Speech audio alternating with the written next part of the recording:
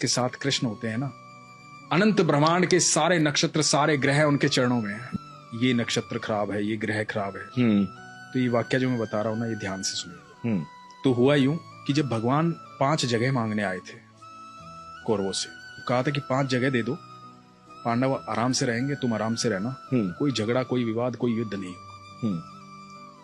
तो शकुनी ने दुर्योधन को कहा कि सुयोधन, इसे बंदी बना लो, ये उनका फेवर लेके आया। दुर्योधन ने ऐलान कर दिया कि बंदी बना लो।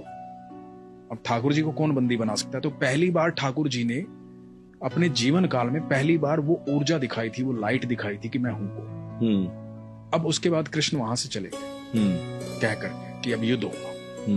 और धृतराष्ट्र ने राज ज्योतिषी को बुलाया ये जानने के लिए कि क्या होना चाहिए, क्योंकि उन दिनों एस्ट्रोलॉजी बिल्कुल, और आप सोचिए उस समय कितने प्रखंड पंडित होते होंगे, प्रखंड बहुत, मतलब बहुत ग्रह नक्षत्रों की दशाएं कैसे बता देते होंगे। बिल्कुल बिल्कुल। तो राज ज्योतिषी को बुलाया, राज ज्योतिषी से पूछा कि क्या करना चाहिए बताओ। तो राज ज्योतिषी ने कहा कि महाराज, सुयोधन की कुंडली में राजयोग, कोई हरा ही नहीं पाएगा, निश्चित तौर पर विजयी होंगे, निश्चित तौर पर राजा बनेंगे, आप युद्ध करो।